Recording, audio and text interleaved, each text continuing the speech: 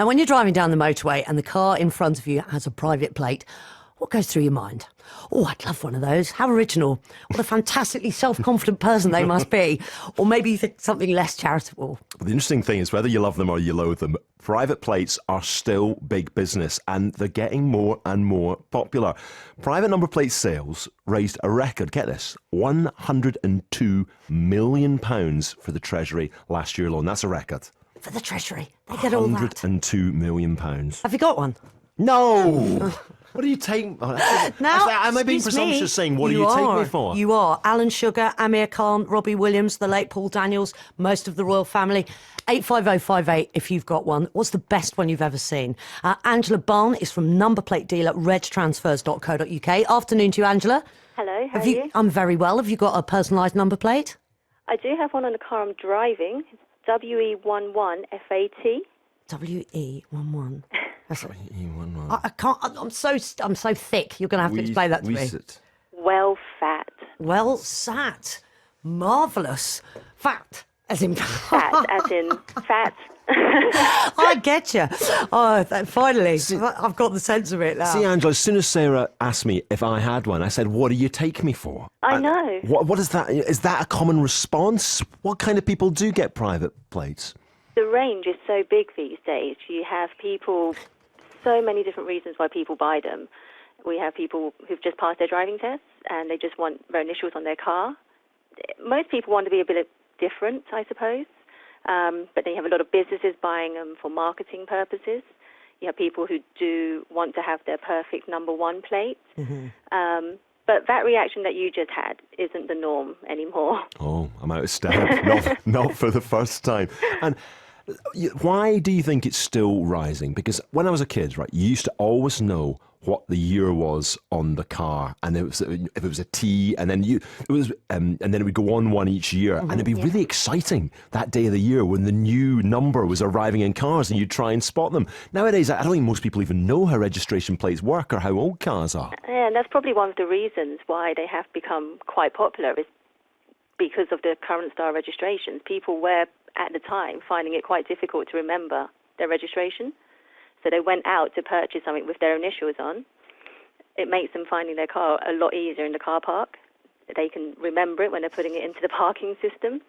But they're just so much easier to find these days, especially with the internet. So 20 years ago, if you wanted to look for a registration, you would have to maybe look through papers. You might see a selection in there. Once you have the internet, you can just find anything that you want.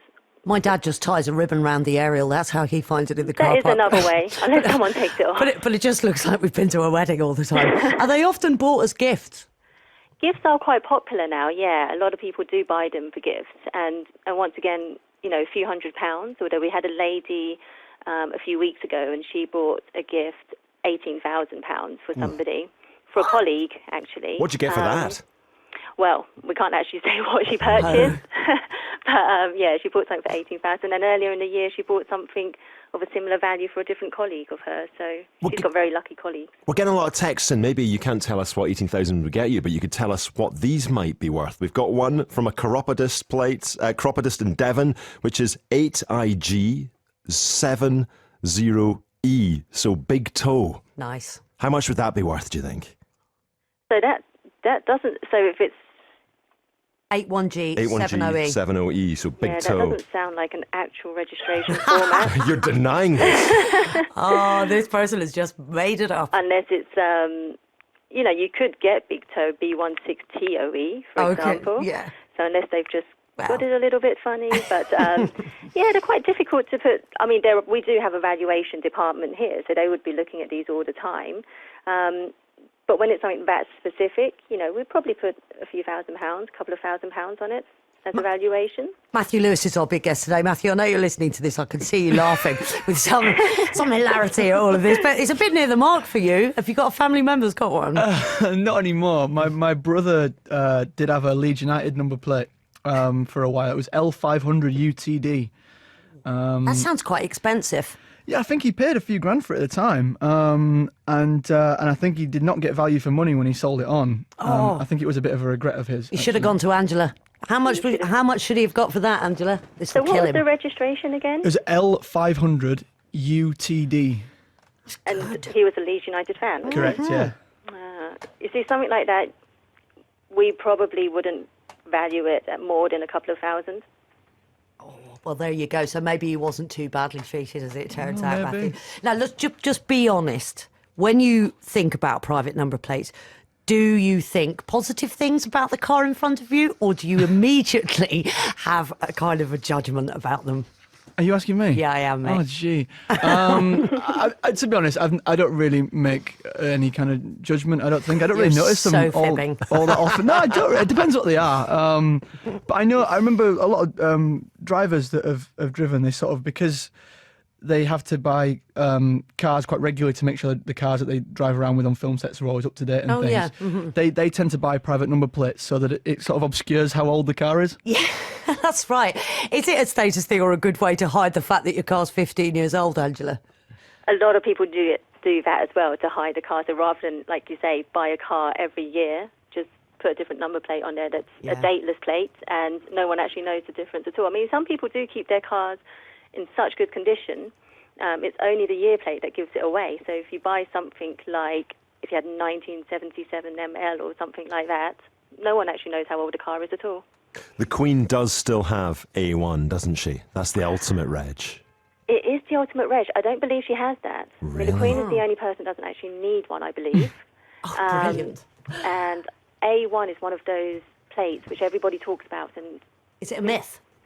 No, it's not a myth. It's not a myth. People believe it's the first one that was ever issued, but it wasn't. We believe it was something like the Sultan of Brunei that has it, but not the Queen. What's the best one you've ever seen before we let you go, Angela? Well, the one I had on my car previously, I wouldn't say it was the best one, but it caused a lot of controversy. I had Pen 15 on the car, which I didn't particularly like driving around in. Why did you have it then? It was a company smart car, and so they thought it would be funny to put it on there. Especially with you, with a woman driving it. Brilliant. Yeah, yes. Oh, Loads of people are getting in touch with the ones that they've got. One listener saying his horse lorry has NAG 49 on it. That is very good. Another listener saying, when I split from my wife, she called me a boring old fart, so now my number plate is BOF. All kinds of reasons here. Keep for coming to us on 85058. Angela, thanks a million for talking to us and for being such a good sport at your work as well. My goodness. And when we had Graham Barton getting in touch from Homes Under the Hammer, that felt like Homes Under the registration plate there as well, getting nice valuations. Angela Barn from number plate dealer regtransport.co.uk. Our big guest today, you've heard him already, it's Matthew Lewis. Was 11 when he landed the role of Neville Longbottom in the Harry Potter series. 16 years on. Wow, a string of TV, movie and stage credits behind him. He's set to star in the London premiere of Unfaithful. Yes, he's going from Harry Potter to a love rotter. It is the role of a young man having an affair with an older woman in Owen McCafferty's black comedy. It's at the Found 111 Theatre. And away from stage, Matthew is also back on our screens tonight. It's the 4th series of Ripper Street, which starts on BBC Two. You're a busy boy at the moment, Matthew. Yeah, it's been a pretty intense few weeks. In my defence, Peter, my character in the play, is a male escort, Yes, so it's his job. not quite as straightforward as being completely unfaithful. A rotter. No, you're quite right. Listen, Owen McCafferty, wonderful writer. This is quite a departure for him. I mean, it's a four-hander, isn't it? But it's about love, essentially. This one. I mean, yeah. I mean, it's about so many things. It's one of those plays that when you read it, I read it as sort of it's very funny and it's very raw and all this kind of things. But actually, when you break it down, and we sat around the rehearsal table and really started to unpick the characters and what they're doing and where they're going, and it's incredibly layered. There is so much in this play, and it's very difficult to kind of sum it up. What it's about in a very concise sentence. To be honest, it's about so much. Owen writes a lot about Belfast from a Belfast perspective with the accents. Have you had to perfect a Belfast accent, or has he let you off? No, we're not sort of specifying where it is. Originally, it was on at the Fringe in Edinburgh 2 years ago. Yeah. Yeah, so it had, although it's written in a sort of Belfast perspective, it's not specified. It's quite ambiguous, and so I think they made it in Glasgow, I believe, when they did it at the Fringe. And so now it's doing its London premiere. We're just going to leave it open. There's about 3 different accents in the show amongst the 4 of us. So. Well, that's it. And you've got 2 Irish, but Southern Irish actors in with you, don't you? You've got Sean Campion and the wonderful Niamh Cusack starring alongside you. I mean, in terms of doing a play like this, it's the first time I've really done anything this intense on the stage, and to have those 2 on board, and Ruta as well, like having 3 incredibly well-established actors on this show has been invaluable for me. I've been just like a sponge for the last 3 weeks, just trying to take on board as much as possible. And with particularly Niamh and Sean, it's just it's a real privilege to be working alongside them both. Because you've been workshopping it and rehearsing it for the last 3 weeks. How much has it changed in that time? Oh, remarkably so. Yeah, it's incredible, really. I mean, you have your instincts when you read any material. You have your actor's instinct that comes in, and then very quickly, as you start to, as I say, unpick it, you start to think, oh, it's not actually what the direction that should be going in, or it's not necessarily the most interesting choice that I've made there. And also, it completely depends on how the other person's going to play it. It has to be a very fluid process where you're completely open to any outside input and influence. And so, yeah, I mean, it's changed quite drastically, actually, from day one. I think it's got better. I hope it's got better. We'll find out on Thursday when we open, I guess. How much fun playing a male escort? It's interesting, absolutely. It's not a world that I am familiar with in any way, shape or form. So a lot of research has had to happen there. That must have been interesting. Yeah, I watched some documentaries, and I've sort of been online. I mean, my Google history is quite interesting at the minute. But we had a guy come in and talk to us for. He was supposed to be there for an hour. I think we called him for 2 hours, and he was very open and very articulate, and he would let us ask him anything really, which for me was just. I've got pages and pages of notes. Yeah. From that interview effectively is what it was, but it was absolutely fascinating, sort of getting into the psychology of it, and also the psychology of the clients too, because a large part of what being an escort is to be what they want you to be. So you have to kind of almost psychoanalyze your clients as well to figure out what it is that they want from you. And so that's been a really interesting process. It's really interesting to me. I'm sort of interviewing him, but by proxy through you now, because I'm kind of interested in the psychology of him and whether or not he liked his job. Well, I think actually the moral side of it was what he ended up became too much for him. Right. But it wasn't what I thought of originally. I thought that it would be the sex simply that we would struggle with. Mm-hmm. That's what he would find difficult. Because there is an element of that does come into it. But actually, he said it was more just the pure escorting, just the going out and dating these women and having to be a friend and to be a companion for these women. He felt that became somewhat morally dubious because it was all fictional, and he couldn't justify that in his mind. And once that happens, there's no going back. Yeah, because it wasn't real, I guess. It was all being paid for, I suppose. Exactly, yeah. And as much as you try and become their... And sometimes you can end up actually genuinely becoming their friends and think this is too far because I actually like this person and yet I'm still taking money for this. And it becomes a very muddy waters. And that's kind of a little bit of what happens in this show. Well, it sounds almost like if you're a male escort in real life, you have to be an actor. Yeah, I mean, we made a lot of these comparisons throughout the rehearsal process and with the guy who came in to talk to us. It's there are a lot of similarities where you have to go into work and you're always going to be a piece of you there. You can't just completely leave your entire personality back home, but you do have to put up these fronts and play these characters, and you have to have the richness of that and be able to play it truthfully. But then how, does that then ever impact on your personal life? Can you maintain a relationship with somebody else truthfully, knowing that every night you go out and do that? Or do you play these characters to such a degree that it's never really you? Which is what we do as actors at the same time. It's really interesting. So your character, you, as you say, playing a male escort. So who are the other 3 parts of this play? Well, there's my girlfriend, played by Ruta Gedmintas, who... we are sort of well, it's how our relationship is put under strain from what I do, basically. And so there's all that to play out there. And then, as we've already mentioned, so Niev plays one half of the older couple with Sean Campion, and they've been together for 30 odd years. And through a course of events, Niev ends up hiring me, my services in the play, and so we end up having that relationship, but also by pure coincidence, my girlfriend and her husband end up meeting as well. And so over the process of like 72 hours, all of us all connect with each other and change each other in a way that we never thought possible. And it makes us all have to go home and confront our own relationships and our own problems and try and we'll come out the other side of it, really. The way you describe it, it sounds a very intimate, intense play. And that venue, is it Found One? How did you say it? Is it Found 111 or Found 111? I think it's 111. 111, but it's a pop-up theatre. It's where Andrew Scott from Sherlock did The Dazzle. It's where James Norton from War and Peace did Bug.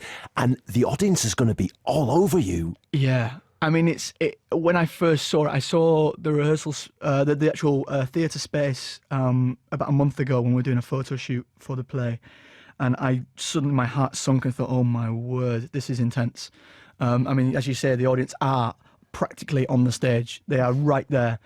But, you know, having read the show and been rehearsing it, that's exactly what this show needs, because it's exactly what you just described there. It's very intimate. It's very visceral. It's almost like you're interrupting somebody's personal space. You've caught an argument on a tube platform, and you know you don't want to be a part of it, but you can't quite tear your eyes away from it, and you have to be able to feel like you're a fly on the wall amongst what's happening to these four people, and it never at any point, I think, will feel like you've got a nice glass of wine and you've got a programme and you're watching a show. It will feel like it's quite uncomfortable, actually. Have we made you nervous by reminding you? Sure, yeah, a little bit. We open on Thursday. We've had, to be fair, we've had a few people in the rehearsal room when we've been running it, and they've been sort of, the first time was a bit, wow, that is going to be interesting. But at the same time, I think that's going to give it so much energy. Yeah. And I think that intimacy will actually change the nature of the show. I think I'm actually quite excited to get it into the space now. That's our guest, Matthew Lewis, who's here until 3 o'clock. Of course, he was Neville Longbottom in Harry Potter. We'll be asking you about Harry Potter and the Cursed Child. We also want to hear about Ripper Street, which you've joined the cast of. It starts tonight on BBC Two. We're going to hear more from Matthew after the news with Sarah. Thank you for listening to Afternoon Edition. We're here till 4 o'clock, and until 3 o'clock, our guest is Matthew Lewis, who of course was Neville Longbottom in the Harry Potter films. He's been telling us all about his new play. It's called Unfaithful. It opens on this Thursday and it runs till October at the Found 111 Theatre in London. And Matthew, one of the unusual things for you, or the slight coincidence, is you are 100 metres away from Harry Potter and the Cursed Child, which is on, I think it is about that close, isn't it? 100 metres down the road at the Palace Theatre. So every night there are just going to be hundreds of Harry Potter fans in the area. We're actually rehearsing at Found. We've been there for the last 3 weeks. I have to walk past the Palace Theatre every day, which is an interesting prospect in the evening when everyone's getting ready to go in for the Cursed Child. So what's happened there? Do you think that's going to... They're obviously going to recognise you, aren't they? Yeah, there's been a few of them. Yeah. Sort of being chased down the street to the tube station. But it's fine. If some of them want to come and see our play at the same time, that'd be great. If they chase you into the theatre, that might be that might be better. Would it be suitable for the younger Harry Potter fans? Maybe not the younger ones. No, absolutely not. I'd say it's definitely an over 18s show. But I mean, the wonderful thing about Harry Potter, of course, was that the demographic was so far-reaching. My mum was a huge fan. A lot of people that were the huge fans at the time, my age, are all now 26, 27. And it doesn't seem to have waned slightly either. Those people are still as big fans as they were back when they were 11 years old. So they can come and watch it. I remember when David Tennant did, was it Hamlet at the RSC? The RSC made him have the rule that he was at the stage door. He was only allowed to sign the programme from that production because so many people were bringing up Doctor Who memorabilia and all sorts. Will you have to impose the same kind of rule? I've no idea. I mean, I hope not. I don't really mind it. It's kind of part and parcel of it. When I've done plays before, we've had people come to the stage door that haven't always been wanting to sign, whatever the material is from the show. But I mean, I've been very fortunate that I've had a very diverse career, and you just have to acknowledge that there's always going to be fans of other productions, and Harry Potter being, one of the biggest things in the world. You have to just acknowledge that, I guess. Yeah, I mean, you haven't seen it yet, have you, or read it? But it's on your to-do list. It's on the bedside table, is it? Yeah, I was invited to come and see it a couple of weeks ago, but unfortunately, I was rehearsing. I couldn't get over. But I felt terribly guilty knowing how in demand the tickets are. So it's been rain checked. I'll be going later on in the year. But you are still very much part of the Harry Potter family. I know you went to the set of Fantastic Beasts when it was filming at the Leavesden Studios. What did you see there? Nothing that I can tell you about. Worth a go. I was just going to... Actually, I was only going to see David Heyman and David Yates, who I'd worked with. Obviously, they'd produced and directed the previous Harry Potter films. And so I was going to go see those guys, and it was David Heyman just said, would you want to come and have a little tour of the studio? Yeah, and it was while you were there, wasn't it, that you found out that Alan Rickman had died? Yeah, it was, actually. It was really surreal. We just sort of met Eddie Redmayne and chatted to him, and they were just winding down with filming, so everyone was really buoyant and in a good mood. And then David said, well, let's take you down to where the Great Hall used to be, and now we've got, some other new sets and things. And we went down there, and that's where we got the news came through. And it was the strangest thing, because I told David, and he was just completely taken. Neither of us really knew what to say. And being in those corridors at that time, it suddenly brought so many memories back. It was very, very odd, very odd moment. Of Alan and seeing him in different places and things that he said and told you. Exactly, yeah, exactly. 10 years working on the films, a lot of the memories sort of blend into one and can become quite confused. But at that moment in time, a lot of them sort of stood out and became very vivid, it brought a lot back. Yeah, I'm sure it was very, very poignant, I'm sure, for everybody there. I mean, when you last saw him, he had some good advice for you, didn't he? He sat you down, or you sat down together and talked about what you should do next in your career. I mean, I would have been 20 years old, and I'd just finished, really. Or he'd just finished his last day on the last film, and I just wanted to go. And I mean, he was basically, for me, was the one that I looked up to the most. I thought his body of work was remarkable, and everything he did, I was such a huge fan of. So I just wanted to go and say thanks, basically. Nothing more to it than that. It was just to go and say thank you for 10 years, and thank you for letting me watch you work.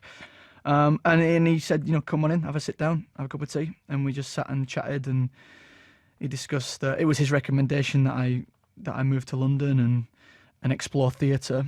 And really try and go back to basics with a lot of things, which is what I've largely tried to do, to be honest, over the last sort of 5 years. I mean, I've been fortunate that I've been able to do TV and film at the same time, but a lot of it has been just trying to explore the craft, really, in a way that he did. So he's partly responsible for what you're doing at the moment. Well, I mean, all the guys on that film are really, but yeah, I'd say Alan is definitely up there. You can't work with people of that caliber for 10 years and not absorb things and learn things and take things on board. And so, yeah, I mean, I would say without a doubt that so many people through those years influenced my career, and probably none more than him, yeah. What's it like watching the careers of your other colleagues on those films, Daniel Radcliffe and Emma Watson and Rupert Grint? Do you follow their careers with interest? Are you in touch a lot? Or? Yeah, absolutely.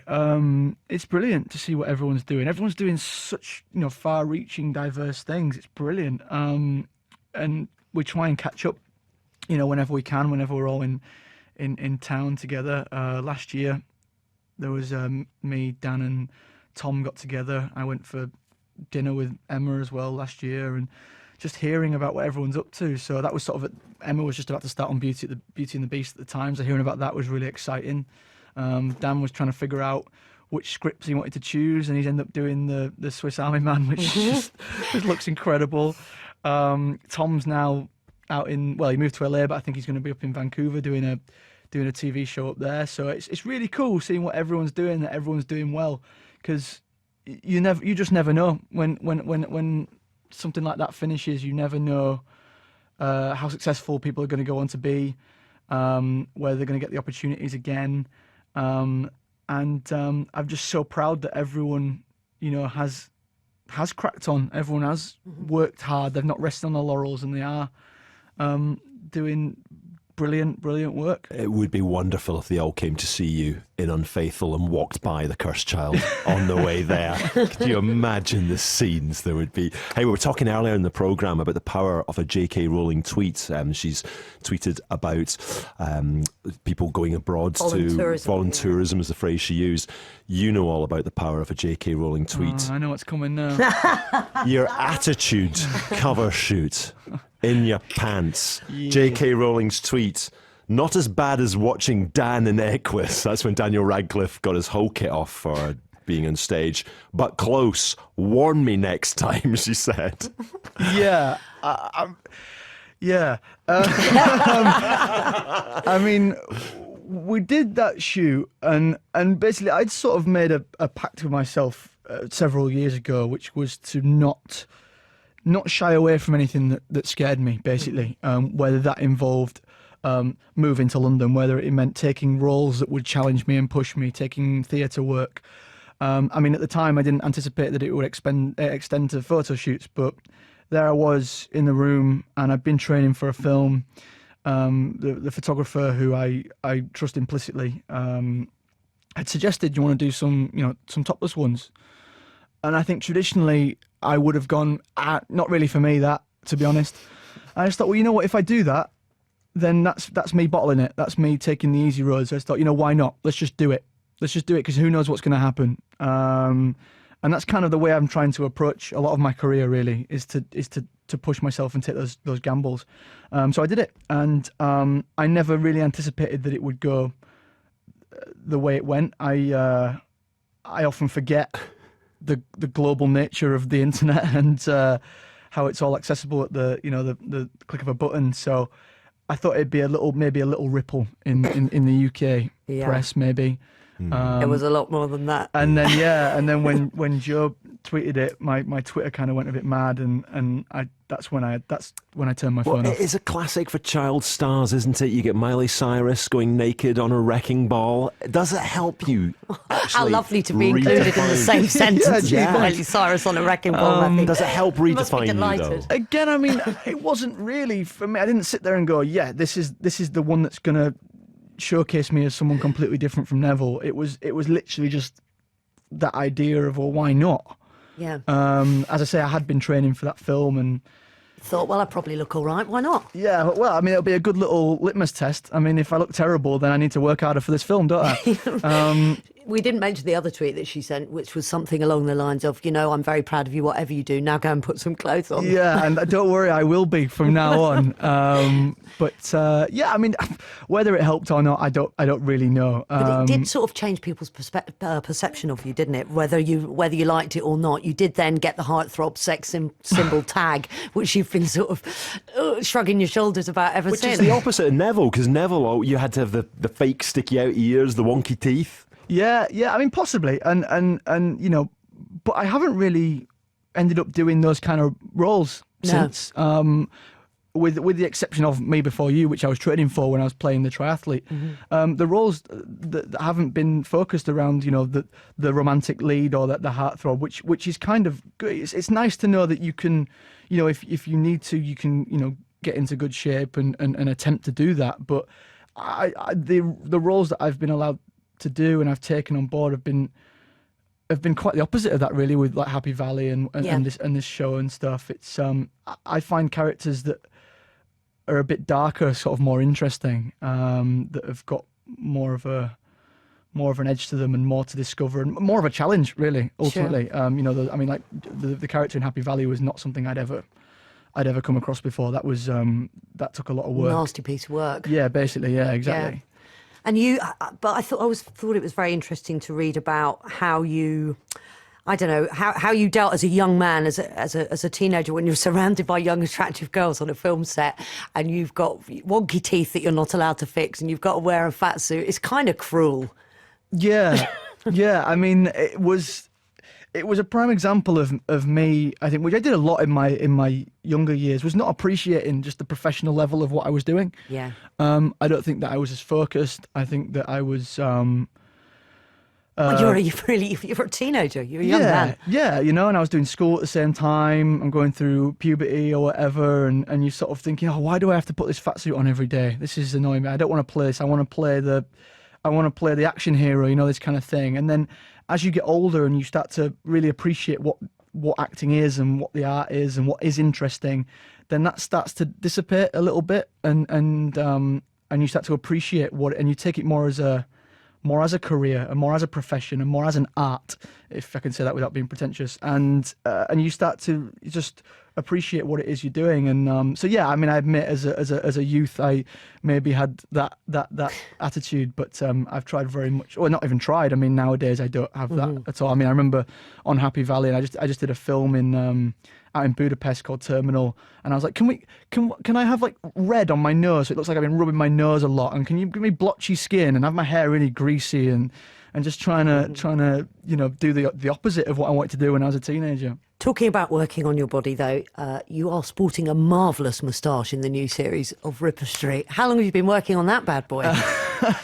I had to wear that for 8 months. that was my moustache for 8 months. Ralph Ineson told me a while ago, because he grew a moustache for Finchy in The Office, and I remember chatting to him about it, and he said to me, never ever grow a moustache for a job. You might think it's good at the time, but you will regret it. And I Why? didn't heed those words. Well, I'll tell you why. Because the novelty wears off very, very quickly, and then you realise that you have to wear a ridiculous moustache for 8 months in your personal life, which is fine in East London, but less so when you go home to Leeds. It's okay if you're a Tom Selleck. Yeah. No, Tom Selleck, yeah, that's very, very different kettle of fish from me going back home to see my friends who think, oh, I hope you've moved to London, grown a moustache, you look ridiculous. Yeah, I bet that was the kindest thing that they said to you, to be fair. Yeah, and I mean, it worked very well in the 80s, but it is increasingly more repellent to women nowadays, I believe. And was it all your moustache? That's all you? It was eventually. I grew one, and then I don't know why, the producers told me that I looked too virile. That's a quote. Wow. So I had to shave They'd it seen off. your attitude shoot, hadn't they? Yeah, I don't know, but it had to go. So I shaved it off. The director was not impressed. He wanted the moustache to stay, so I had to glue it. I had to glue one on, a second-hand moustache for the first. A second-hand few weeks. moustache? Yeah, it was Jonathan Rhys-Meyer's moustache from the Tudors. I was Stop told. it. Yeah, they didn't have time to get me my own made up, so because they made me shave it off the morning of work. But he wore that for ages in the Tudors. I hope he washed it. Well, yes, so do I. I wore it for like 3 weeks, and then it was quite difficult because I was doing a different accent, and you have to sort of do a lot of facial jaw warm-ups and things, and trying to get my mouth around these Cockney words. It used to ping off all the time. Usually when I was talking to Jerome Flynn, it'd ping off, and they'd start laughing. So I had to grow my own, and after about 3 weeks, I grew my own back, and as I say, I had that until the following 8 months later. Well, people can see that moustache tonight, 9 o'clock, BBC Two, Ripper Street Series 4. I think people have got confused with Ripper Street because it was on the BBC and then it just went off to Amazon, and this premiered on Amazon in January, but now it is back on the BBC tonight, and this is Series 4 starting if people want to pick up. So where are we? As far as I believe, it got axed by the BBC after 2 seasons, and then Amazon took it on, and then Amazon did such a tremendous job with it that the BBC ended up taking it back. So it is still made exclusively by Amazon, but then it does go on to BBC eventually. So here we are now, 7 months later, when BBC are finally getting it. And your character is part of the new regime of prison officers. Yeah, basically, so Prison officers, police officers. Police officers, yeah. So it's coming towards the turn of the century. I think we're in 1897 or something like that. And Drum is the new desk sergeant at Leman Street, and he is kind of this new generation, as you say, of police officers that are very cerebral and very meticulous, kind of walking in the footsteps of Reed, Matthew McFadden's character, and that, you know, policing, modern police work, is more about technology and forensics than it is about just going out and cracking skulls. And so that puts him at odds with some of the older officers and some of the younger sergeants who do like going out and cracking skulls. So there's quite a bit of a professional rivalry with the other sergeant, Thatcher, who's a detective sergeant, and we sort of come to disagreements several times over the best course of action for policing. But it's kind of like, because this new generation, it's almost a bit like Reed and Drake when they first started, because Jerome Flynn's character was very much a bruiser, whereas Reed was much more mental and cerebral in terms of his approach. So we're kind of like mirrors of those two, but a younger generation, and respectively those two take us under their wing. I love Jerome Flynn. Best ever career development of all time, I think, Game of Thrones and doing Ripper Street. I thought you were going to say his singing career with No, Robson. I thought I said career development. But no, I just think he's great. What's he like to work with? And Matthew McFadden, what do they like to work with every day? Superb. I've been so fortunate over the years that whenever I join a show, I am invariably working with some of the greatest actors of our time, really, and those two are no exception. Jerome's brilliant.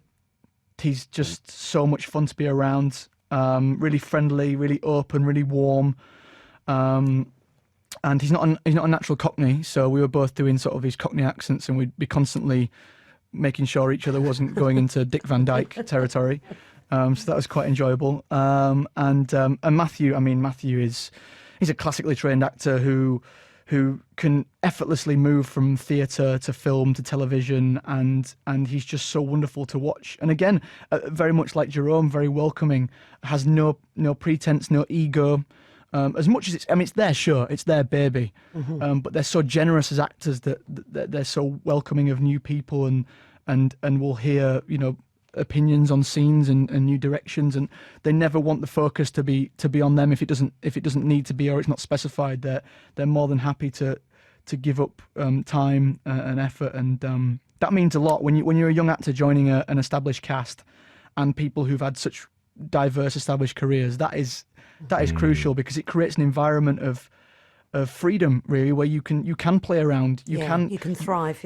You have that safety to give an opinion, and it might be wrong, it might be terrible, but you don't fear trying it. And that's what acting's about a lot of the time. It's having the confidence to try things.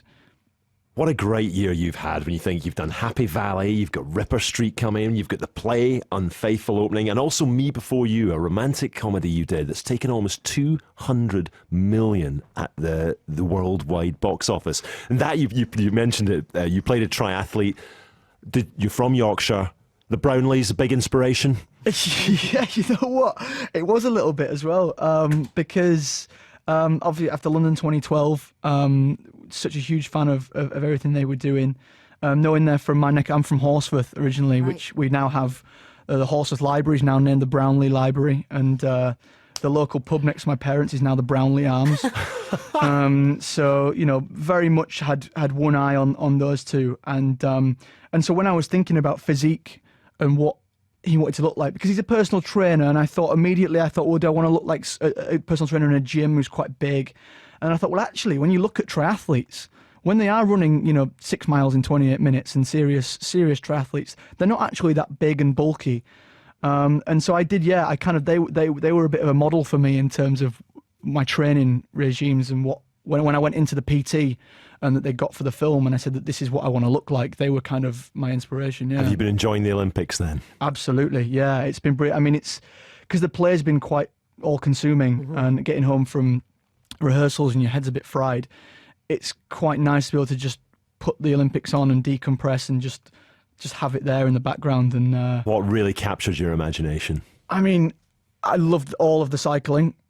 That was just the indoor track cycling was just remarkable. I remember it from 2012 and how special it was then. But it's just all mad. It's all completely insane. I don't know who invented any of it. The Omnium, the sprint, the It took me a good 2 hours to understand how it worked. It's And it was not- almost over by then. And that little fella on the motorbike who kept getting it wrong. The and it was delivery all- driver that took the wrong turn, yes. Yeah, the Derny or whatever it's called. The Kirin, yeah. Yeah, that was nuts. It's nuts. I don't know who created it, but I loved it. It was brilliant. Who have been your Team GB heroes?